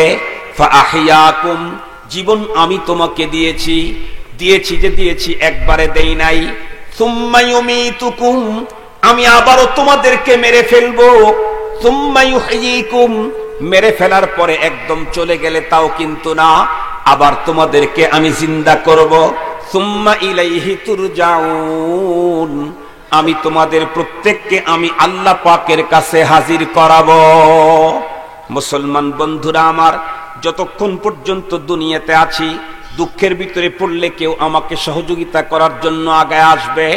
কবরের জগতে যখন চলে যাব, স্পষ্ট সহিহ হাদিসের প্রমাণ, এক হাত বন্ধুরা আমার মাটির উপরে সন্তান খাটের উপরে শুয়ে থাকে, এক হাত মাটি গভীরে বাবার কবর, কবরের ভিতরে আগুন জ্বললেও বন্ধুরা আমার এই খবর সন্তান জানার কায়দা নাই। শুধুমাত্র কেবলমাত্র কোরআন আর হাদিস যতটুকুন প্রমাণ করেছে এতটুক পর্যন্তই বলা যায়। গাহ বাগা কখনো কখনো আল্লাহ পাক রব্বুল আলামিন দুনিয়ার মানুষদেরকে চূড়ান্ত সতর্কতা প্রদর্শনের জন্য কবরের আযাবটা বন্ধুরা আমার মানুষকে দেখায়া দেয়। একটা মাত্র কারগুজারি শোনায় আপনাদের কাছ থেকে বিদায়ের পালা ইনশাআল্লাহ। ডাক্তার নূর আহমদ নূর, পাকিস্তান, উনি বলেন, পাকিস্তানের এক অঞ্চলে দাওয়াতে তবলিগের মেহনত দিয়ে যখন আমি গেলাম, যাওয়ার পরে আপনারা জানেন দাওয়াতে তবলিগের ভিতরে দুই রকমের গাশত হয়। একটা হলো খুসুসি গাশ, তার একটা হলো উমুমি গাশ। খুসুসি গাশতের ভিতরে যখন আমরা ঢুকলাম, তিন শ্রেণীর মানুষের কাছে গাশত করা হয় খুসুসি। দ্বীনের বড়, কাজের বড়, দুনিয়ার বড়। কি বললাম? দ্বীনের বড় কারা? উলামায়ে কেরাম। কাজের বড় কারা? তবলিগের মুরব্বীরা। দুনিয়ার বড় কারা? চেয়ারম্যান, মেম্বার, এলাকার গার্ডিয়ান। এই তিন শ্রেণীর মানুষের কাছে প্রথম গাশত করা হয়। ওনারা বলেন, তিন শ্রেণীর মানুষের কাছে গাশত করে যখন মসজিদে ঢুকবো, মসজিদের পাশেই দেখি কয়েকজন যুবক এক জায়গায় বসে বসে আড্ডা দেয়। আমরা হাঁটি হাঁটি পা পা করে যুবকের কাছে গেলাম, অত্যন্ত সুন্দর ভদ্রতার সাথে তাদেরকে দাওয়াত দিলাম, ভাই মসজিদের ভিতরে বড় দূর থেকে আসছে জামাত, আপনারা যদি একটু যাইতেন, মসজিদে আল্লাহর দ্বীনি আলোচনা হয়। লোকেরা তখন ভদ্রতার সঙ্গে উত্তর দিল, হুজুর অল্প কিছুক্ষণ পরেই তো আজান শুরু হবে, আপনারা যান, আমরা আজান দিলে নামাজ পড়ার জন্য আসব, আপনাদের সঙ্গে কিছু সময় কাটাবো। উনি বলেন, আমরা চলে এলাম। কিছুক্ষণ পরে সত্যিই দেখলাম, সবগুলি যুবক মসজিদের ভিতরে চলে এলো, নামাজ পড়লো। নামাজের পরে যখন আমাদের কিতাবি তালিম শুরু হলো, তারা আমাদের সঙ্গে কিতাবি তালিমে বসলো। তালিমের ভিতরে আলোচনা হইতে হইতে কবরের আযাবের কথা যখন আলোচনা হচ্ছিল, সঙ্গে সঙ্গে তার ভিতরে একজন দাঁড়ায় দেখে বলে, হুজুর আপনারা তো শুধুমাত্র কবরের আযাবটা কিতাবে পড়েছেন, আর আমি কিন্তু কবরের আযাবের দৃশ্য নিজের চোখে দেখেছি। আপনারা কবরের আযাব এটা তো কিতাবে পড়েছেন, আমি কবরের আযাবের দৃশ্য নিজের চোখে দেখেছি। ডাক্তার নূর আহমদ নূর সাহেব বলেন, আমি তখন অবাক হয়ে গেলাম। আমরা তখন ঘুইরা বক্তা, যে শ্রোতা ছিল তারই বক্তা বানাই দিলাম। আমাদের ওয়াজ বন্ধ করে বললাম, ভাই তোমার ওয়াজটাই শুনি, তুমি নিজের চোখে কবরের কি আযাব দেখছো বলো। এ কথা বলতেই সে তখন বলল, আমি পাকিস্তানের একজন সাবেক সৈনিক, পাকিস্তানের সেনা ডিপার্টমেন্টে আমি চাকরি করতাম, আমি একজন সৈনিক। 65 ইংরেজিতে যখন পাকিস্তান ইন্ডিয়া যখন বিভক্ত হয়, 65 ইংরেজিতে, উনি বলেন তখন আমি সৈনিক। আমাদের পাকিস্তানের রাওয়ালপিন্ডির ওই এলাকার কোন এক জায়গাতে কবরস্থানের ওইখানে বাংকার করে, গর্ত করে সেখানে অস্ত্রাগার করা হয়েছে, অস্ত্র সেখানে রাখা হয়েছে। সেই অস্ত্রের পাহারাদার কয়েকজন নিযুক্ত ছিল, তার ভিতরে আমিও একজন।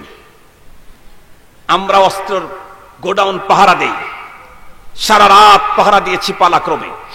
ফজরের আজান যখন হয়েছে আমরা উঠে নামাজ পড়েছি, তখন আমার পালা। আমি নামাজ পড়ার পরে কবরস্থানের উপর দিয়ে দোয়া কালাম পড়তেছি আর কবরস্থানের উপর দিয়ে হাঁটতেছি। আমার কাঁধে তখনও রাইফেল আছে। হাঁটতে হাঁটতে কিছু দূর যাওয়ার পর হঠাৎ করে এক কবরের ভিতর থেকে কেমন যেন মড়মড় করে বন্ধুরা আমার চাবানির আওয়াজ। উনি বলেন একবার, দুইবার, তিনবার শোনার পর আমি সাংঘাতিকভাবে লক্ষ্য দিলাম কোথা থেকে আওয়াজগুলি বের হয় দেখা দরকার।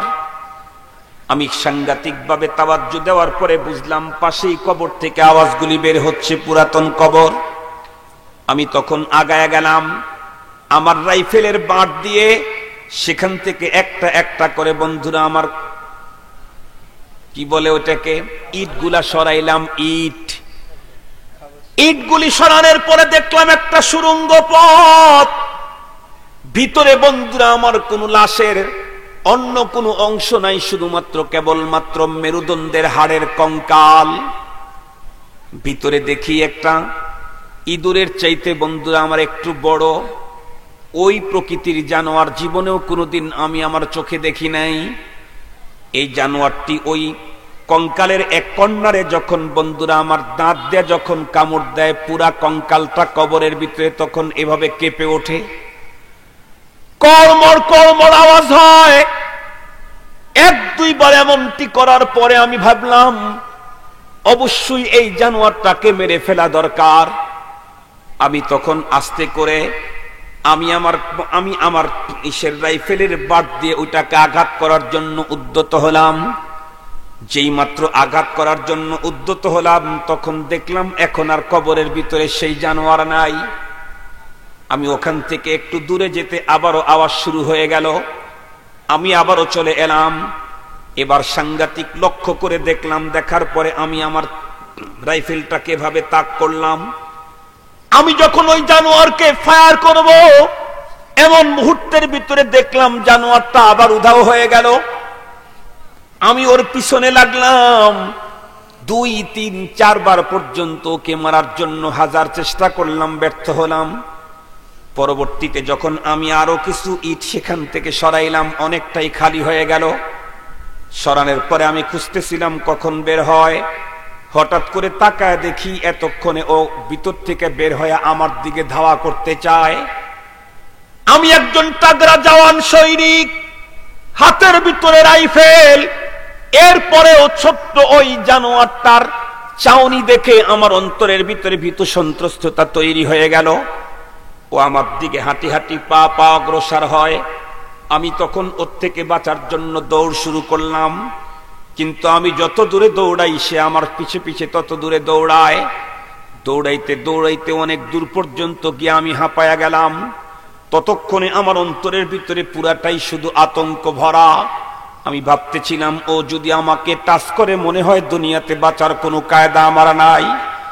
আমি যখন ওর থেকে কোনোভাবেই বাঁচতে পারতেছি না, দিলে দিলে সিদ্ধান্ত নিলাম তাহলে কি করি।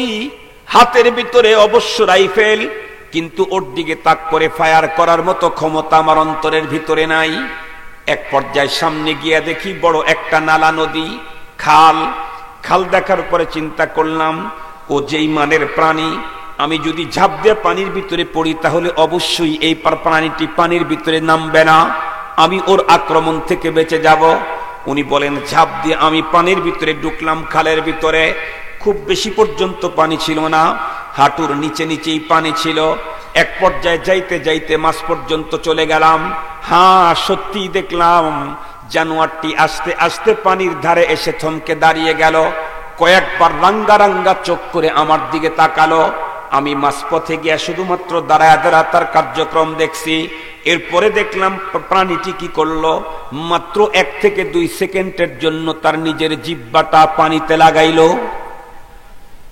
জিহ্বাটা যখন পানিতে টাচ করলো, এই প্রাণীর জিহ্বা পানিতে টাচ করার সঙ্গে সঙ্গে পুরা খালের পানি বন্ধুরা আমার জ্বলন্ত আগুন লাগায়া খিচুড়ি পাকাইলে যেমন উত্তপ বন্ধুরা আমার টকবক টকবক করে, পুরা বন্ধুরা আমার খালের পানিটা গরম হয়ে টকবক শুরু করে দিল।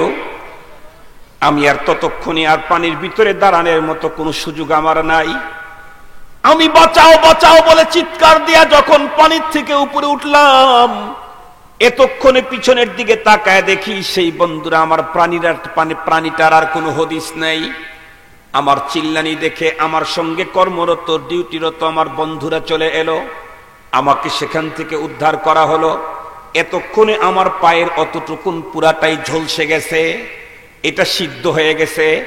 আমাকে দীর্ঘদিন পর্যন্ত পাকিস্তানের রাওয়ালপিন্ডি হাসপাতালে চিকিৎসা দেওয়া হলো, কিন্তু দিন যত যায় ততই অবনতি।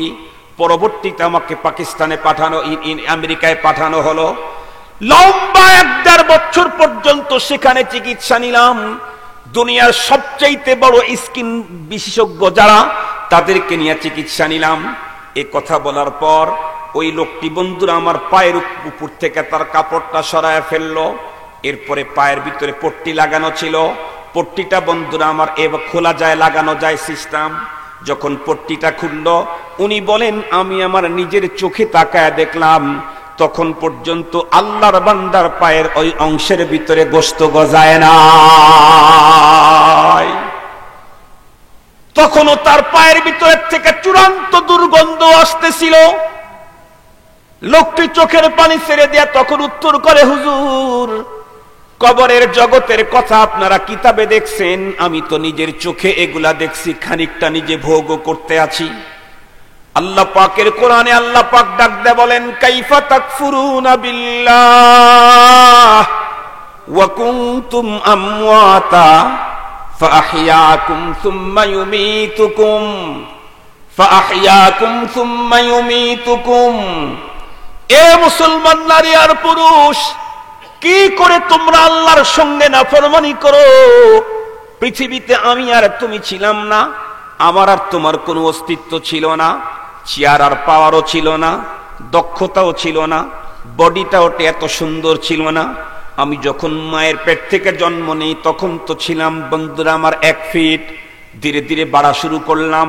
চক্ষু ছিল, দেখতে পারতাম না, মেধা ছিল, বুঝতে পারতাম না, হাতটা আরো সুন্দর ছিল, ধরতে পারতাম না। চোখের ভিতরে দৃষ্টি শক্তি কে দিল? হাতের ভিতরে ধারণ শক্তি কে দিল? ছোটবেলার কথা একটু ভেবে দেখো না, মাত্র 1 টাকার জন্য বাবার পিছনে পিছনে আধা ঘন্টা ঘুরছো, মাত্র 1 টাকার জন্য দুলাবাইয়ের পিছনে 2 ঘন্টা পর্যন্ত হাত ধরে ঘুরছো। তুমি তো 1 টাকারও মালিক ছিল না। আজকে কোটি কোটি টাকার মালিক কে বানাইলো? কোটি কোটি টাকার মালিক কে বানাইলো? আজকে আমার মেধার ভিতরে এত বুদ্ধি শক্তি কে দিল? মুসলমান পায়ের ভিতরে চলার শক্তি আমাকে কে দিল? এত কিছু যিনি দিলেন, এত কিছু যিনি দিলেন, তার থেকে কেমনে তোমরা ভুলে গেলে? আল্লাহ পাক কোরআনে হাকিমের ভিতরে বলেন, ইয়া আইয়ুহাল ইনসান মা গাররাকা বিরাব্বিকাল কারীম। ইয়া আইয়ুহাল ইনসান মা গাররাকা বিরাব্বিকাল কারীম আল্লাযী খালাকাকা ফাসাওয়াকা ফাআদালাকা ফি আইয়ি সূরাতিন মা শাআ রাক্কাবাক। এই সুন্দর চেহারা তো আমার মা দেয় নাই, আমি আমার দাদার বাড়িতে পাই নাই, নানার বাড়িতে পাই নাই। যত বড় উন্নত মানের মোবাইল ফোন হোক না কেন, একটা পার্স যদি নষ্ট হয় এদেশে না গেলে বিদেশে গেলে পাওয়া যায়।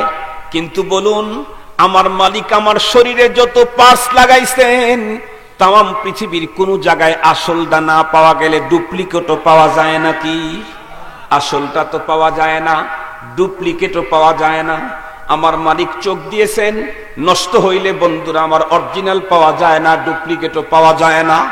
হাত দিয়েছেন, নষ্ট হইলে অরিজিনাল পাওয়া যায় না, ডুপ্লিকেটও পাওয়া যায় না। ও মুসলমান, কানের পর্দা দিয়েছেন, আসল পাওয়া যায় না, ডুপ্লিকেটও পাওয়া যায় না। সবগুলি দিলেন উনি, ওনার নাফরমানি করি কেমনে? ওনার হুকুম লঙ্ঘন করি কেমনে? তার গোলামির উল্টা চলি কেমনে? আল্লাহ পাক বলেন, এমনটি করিস না, এমনটি করিস না, খবরদার। ইয়া আইয়ুহাল্লাযীনা আমানুত্তাকুল্লাহ হাক্কা তুকাতিহি ওয়া লা তামুতুন্না ইল্লা ওয়া আনতুম মুসলিমুন। আল্লাহু আকবার বলেন। আল্লাহ আমাদেরকে নোটিশ দিচ্ছেন, নোটিশ। এই ইমানদার, আমাকে ভয় করার মতো ভয় কর, আমাকে ভয় করার মতো ভয় কর।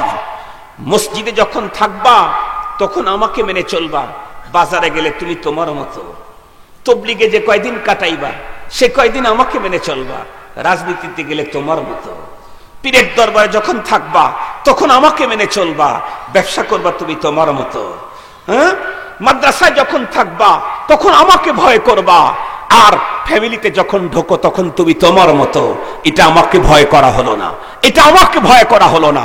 আমাকে ভয় করতে চাইলে ওহুয়া মাকুম আইনামা কুনতুম, তুমি যেখানেই থাকো আমি সেখানেই থাকি, তুমি যেখানে আছো আমি সেখানে আছি। আসমাউ ওয়া আরা, তুমি যা করো আমি দেখি আর শুনি। সুতরাং একটা কাজও আমার হুকুমের বিরোধিতা করার কোনো সম্ভাবনা নাই।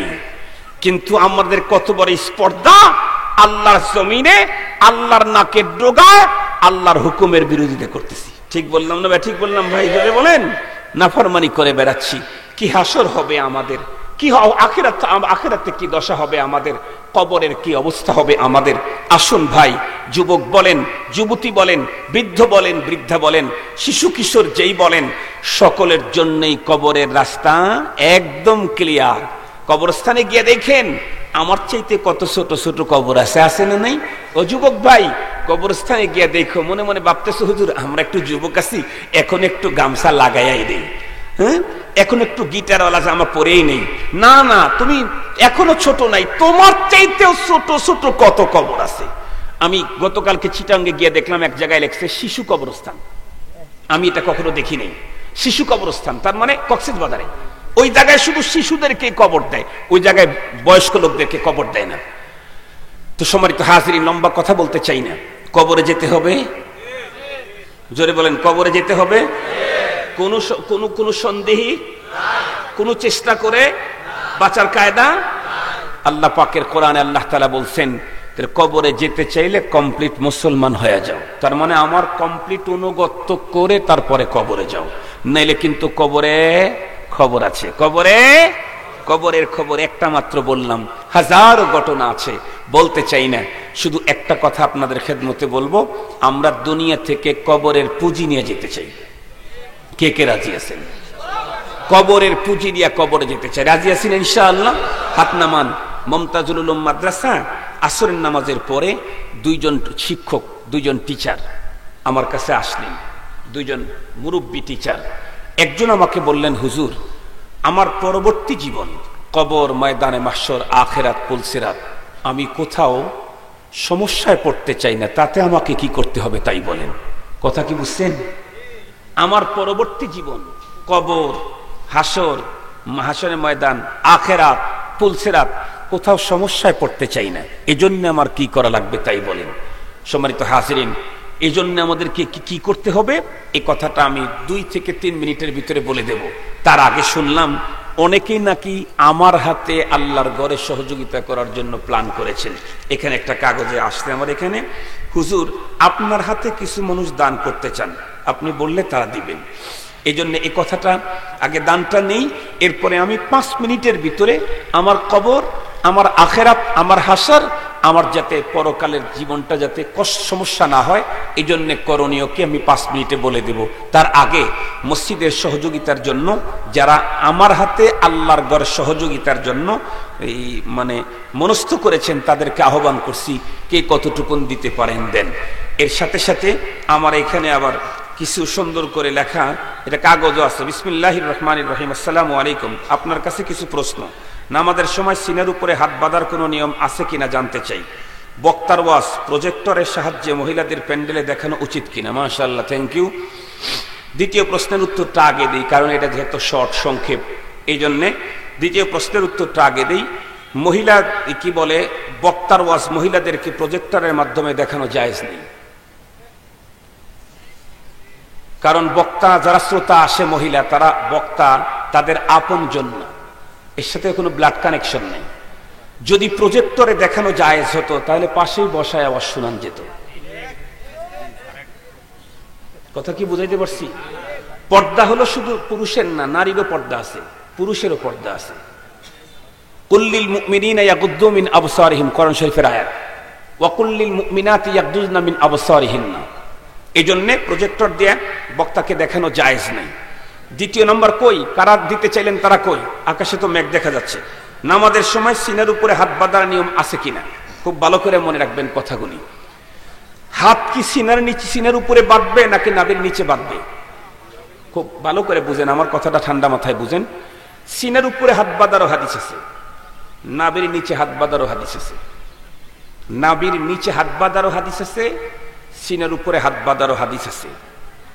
আমাদের আমাদের আমাদের চাইতে অনেক অনেক অনেক অনেক অনেক বড় তথ্যবিদ, অনেক বড় হাদিস বিশারদ, লক্ষ লক্ষ হাদিস যার মুখস্থ ছিল, বিশ্বনবীজির সাহাবীদের পিছনে যিনি নামাজ পড়ছেন, বিশ্বনবীজির সাহাবীদের কাছ থেকে যিনি হাদিস শিখছেন, ইমামে আজম আবু হানিফা রাহমাতুল্লাহি আলাইহি। উনি ওনার উস্তাদকে আনাস রাদিয়াল্লাহু আনহু, আনাস রাদিয়াল্লাহু তাআলা উস্তাদকে ভাই বলেন না কেন, মুহাম্মাদুর রাসূলুল্লাহ সাল্লাল্লাহু আলাইহি ওয়াসাল্লাম। একটা উত্তরে 100 প্রশ্নের উত্তর হয়ে যাবে ইনশাআল্লাহ। তাহলে ইমামে আজম আবু হানিফা রাহমাতুল্লাহি আলাইহি নামাজ পড়ছেন কার পিছনে? একটু জোরে বলেন না কেন? সাহাবীরা নামাজ পড়ছেন কার পিছনে? তাহলে এই পৃথিবীতে যত ইমাম আছে কোন ইমাম তাবেঈ না, যত ইমাম আছে কেউ তাবেঈ না।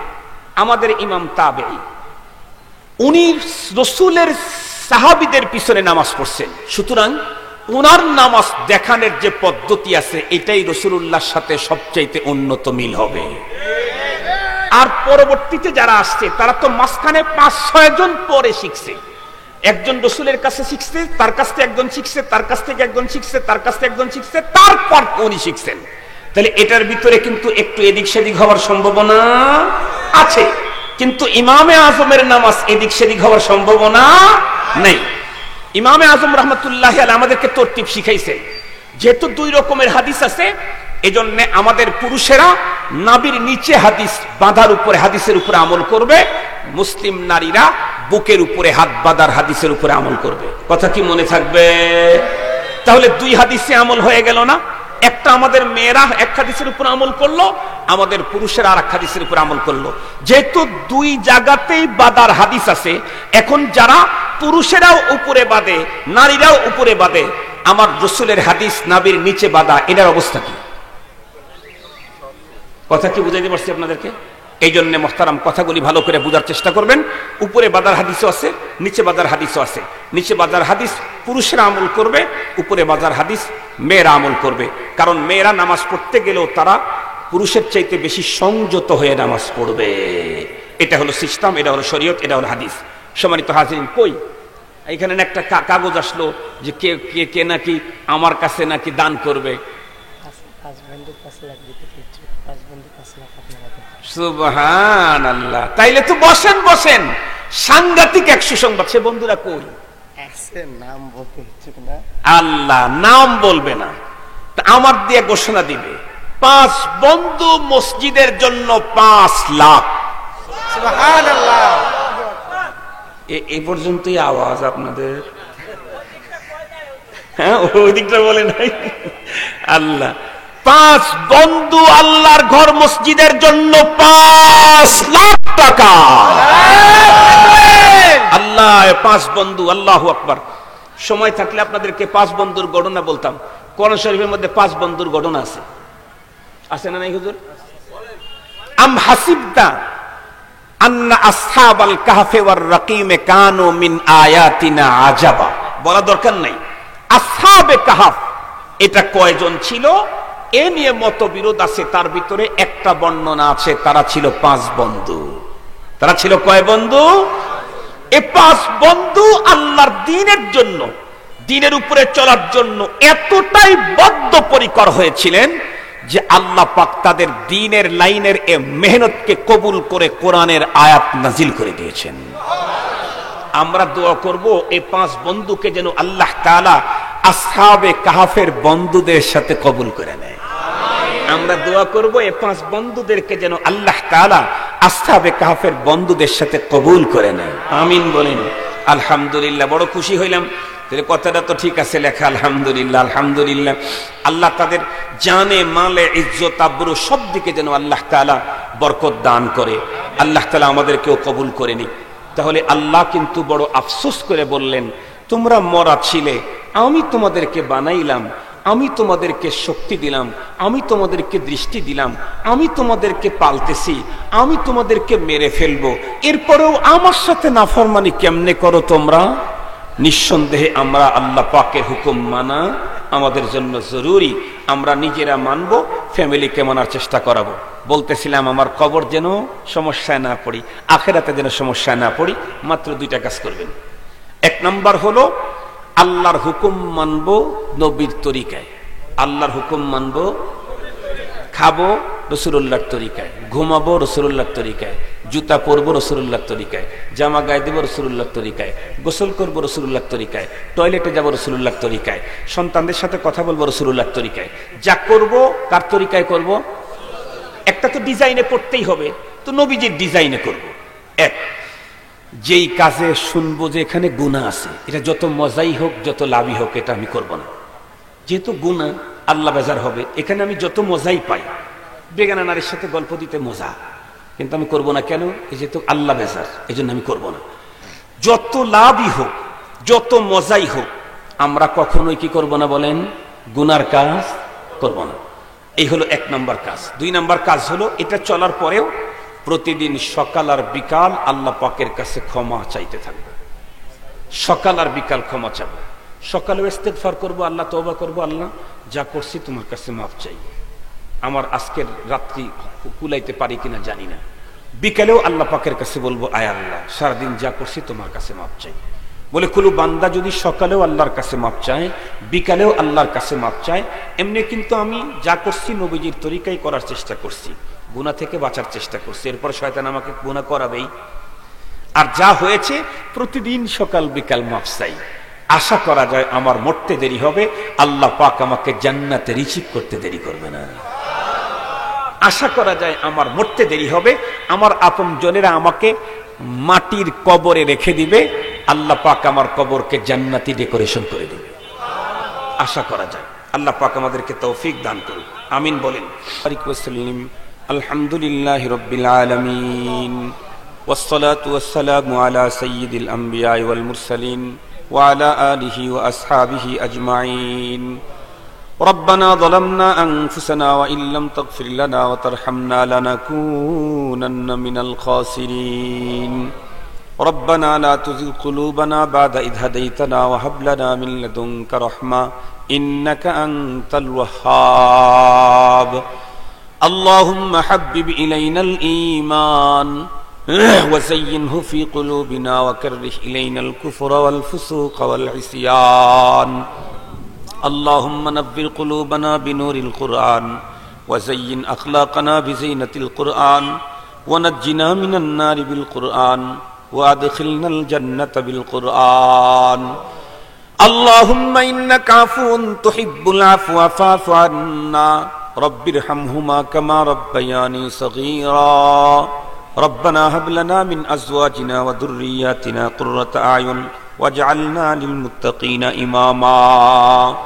রব্বুল আলামিন কুষ্টিয়া জয়নাবাদ পুরাতন জামে মসজিদের উদ্যোগে দ্বিতীয় বার্ষিক ওয়াজ মাহফিলের সমাপনী মুহূর্তে ইয়া আল্লাহ, আপনার বান্দা বান্দিরা হয়তোবা আরো কিছুক্ষণ দিনই আলোচনা করতেন, শুনতেন, কিন্তু রব্বে করিম আকাশে মেঘের ডাকাডাকি, বিজলি চমকানি, ইয়া আল্লাহ মাহফিলকে শর্ট সময়ে শেষ করে দেওয়ার প্ল্যান গ্রহণ করে আমরা শেষ মুহূর্তে ভিক্ষুকের ন্যায় আপনার আলিশান দরবারে হাত উঁচু করেছি। দয়া করে মেহেরবানি করে প্রতিকূল আবহাওয়াকে উপেক্ষা করে আমাদের আপনার জান্নাতের গ্যালারিতে হাজিরি কবুল করে নেন। জিন্দেগীর কোন নেক আমল যদি আপনার দরবারে কবুল না হয়ে থাকে, আল্লাহ আজকের হাজিরি খানাকে উপলক্ষ করে তামাম জীবনের সকল ইবাদত কবুল করে নেন। রব্বুল আলামিন আজকে আমাদের এখানকার উপস্থিতি আমাদের প্রত্যেকের নাজাতের জরিয়া বানায়া দেন। রব্বুল আলামিন আপনি তো আপনার কুদরতের চোখ দিয়ে দেখছেন, যখন এদেশের মানুষ বৈশাখের নামে নানা অপসংস্কৃতিতে আল্লাহ ভেসে যাচ্ছে, সেই মুহূর্তের ভিতরে আপনার পাগলেরা দুনিয়ার সব সংস্কৃতিকে পিছনে ফেলে রেখে কোরআনে পাকের মুহাব্বতে, আপনার মুহাব্বতে, আপনার পেয়ারা হাবিবের মুহাব্বতে জান্নাতি আয়োজনের ভিতরে আরামের ঘুম হারাম করে ধুলার আসনে বসেছিলেন। আয় আল্লাহ, ভিক্ষুকের বেশে আমরা প্রত্যেকে হাত উত্তোলন করলাম, মেহেরবানি করে আমাদের প্রত্যেকের তামাম জীবনের সকল গুনাহগুলি মাফ করে দাও রব্বুল আলামিন। এখানে এমন কোন মানুষ নাই গো আল্লাহ যেই লোকের আপনজন কবরের বাসিন্দা হয় নাই। অনেকেই তো আমার মতো পিতা হারানো সন্তান হাত উঠাইছে, কেউ বা নিজের মার মতো সোনার মুখখানা নিজ হাতে কবরে নামাইছে, কেউ বা কলিজার টুকরা সন্তানকে চিরতরে বিদায় দিয়েছে, কেউ বা আপনজনকে হারায়া অন্তরের ভিতরে আপনজন হারানের ব্যথা দুগি দুগি করে জ্বলছে। আয় আল্লাহ, তোমার কুদরতের পা জড়া ধরে বলি, আমাদের আপনজনদের কাউকেই তুমি কবরের ভিতরে আযাব দিও না রব্বুল আলামিন। আমাদের প্রত্যেকের আপনজনের কবরগুলি তুমি জান্নাতের বাগান বানিয়ে দাও আল্লাহ। আমাদের ছেলে মেয়েদেরকে তুমি দিনদার পরহেজগার বানাও, অপসংস্কৃতির সায়লাভ থেকে আমাদেরকে বাঁচাও। আমাদের দেশ, আমাদের সমাজকে তুমি অপসংস্কৃতি থেকে হেফাজত করো আল্লাহ। গুনাহের কারণে তুমি আসমানি গজব দিয়ে আমাদেরকে শেষ করে দিও না আল্লাহ। গুনাহের কারণে তুমি আযাব দিয়ে আমাদেরকে শেষ করে দিও না আল্লাহ। যেই জমিনে তোমার নাফরমানি হয়, ওই জমিনে তুমি তোমার কুদরতের চোখ দিয়ে চায়া চায়া দেখো আল্লাহ। কত কষ্ট করে 5 বন্ধু ইনকাম করে তোমার ঘরের জন্য 5 লাখ টাকা দেওয়ার ঘোষণাও দেয়। যেই জমিনে তোমার ঘর নির্মাণের জন্য তোমার বান্দাদের কষ্ট অর্জিত টাকা দিতে প্রতিযোগিতা করে, ওই জমিনে তুমি আসমানি গজব আর আযাব পাঠাইও না গো আল্লাহ। দয়ার সাগর মেহেরবান আল্লাহ, যেই ভাইয়েরা যেই পরিমাণে দান করেছেন তাদেরকে নেমাল বদল দুনিয়া আখিরাতে দান করে দাও। তাদের জিন্দেগির ভিতরে বরকত দান করো। ছেলে মেয়েদেরকে তুমি দিনদার বানাও। আব্বা আম্মা আপনজনদেরকে মাফ করে দাও ইয়া আল্লাহ। যারা যেইভাবে সহযোগিতা করছে তাদের প্রত্যেককে তুমি সহযোগিতা করো রব্বুল আলামিন। জানি না কে কোন রোগে আক্রান্ত, তুমি শিফা দান করো। জানি না আয় আল্লাহ কে কোন মুসিবতের ভিতরে আছে, মুসিবত হটায়া দাও। জানি না কে কোন বিপদের ভিতরে পড়ছে, আল্লাহ তাকে বিপদ থেকে মুক্তি দান করো রব্বুল আলামিন। জানি না কে ঋণগ্রস্ত, আল্লাহ তাকে ঋণ থেকে মুক্তি দাও আল্লাহ। তোমার কোন বান্দা চোখের পানি ছেড়ে অধিকাংশ তোমার সময় তোমার কাছে কান্দে, তুমি না করুণার আধার, দয়ার সাগর। তোমার বান্দার চোখের পানি জমিনের ভিতরে পড়ার আগে তুমি তা কবুল করে নাও ওগো রব্বুল আলামিন। দয়া করে মেহেরবানি করে আমার ভাইকে তুমি সব রকমের ঋণ থেকে মুক্তি দান করে দাও আল্লাহ। পুরা জিন্দেগি তোমার তোমার তোমার কাজে ব্যয় করার তৌফিক দিয়া দাও। যত মুসিবত মাসায়েব আছে সবগুলি তুমি তোমার নিজ কুদরতের হাত দিয়ে হটায়া দাও আল্লাহ। আমাদের প্রত্যেককে আমাদের জীবনে শান্তি দান করো, পরকালীন জীবনে আমাদের জন্য মুক্তির ব্যবস্থা করে দাও আল্লাহ। যাদের ব্যাপারে দোয়া চাওয়া হয়েছে তাদের হকে তুমি দোয়া কবুল ও মঞ্জুর করে নাও আয় রব্বুল আলামিন। অনেক দূর দারাজ থেকে আমার ভাই বাবাদিরা আসছেন, আমি তাদেরকে কি দিয়ে ফেরত দেব? আমার কাছে দেওয়ার কিছু নাই, তোমার কাছে তো কোনো জিনিসের অভাব নাই আল্লাহ। তুমি তোমার প্রত্যেক বান্দা বান্দির দিলের দিকে তাকায় দেখো কে কি চায়। প্রত্যেকের চাওয়াগুলাকে তুমি এখনই মঞ্জুর করে নাও আল্লাহ। মোনাজাতের পরে আমরা গন্তব্যের দিকে রওনা করব। তুমি নিজে আমাদেরকে নিরাপত্তা দিয়া গন্তব্য পর্যন্ত পৌঁছায়া দাও আল্লাহ। আমাদেরকে তোমার সকল নাফরমানি থেকে বাঁচাও। আমাদের জিন্দেগি তোমার বন্দেগি করাত কাটাবার তৌফিক দান করে দাও। ওয়াসাল্লাল্লাহু তাআলা আলা খায়রি খালকিহি মুহাম্মাদিন ওয়া আলিহি ওয়া আসহাবিহি আজমাইন। আমিন আমিন বিরহমাতিকা ইয়া আরহামার রাহিমিন। আসসালামু আলাইকুম ওয়া রাহমাতুল্লাহ।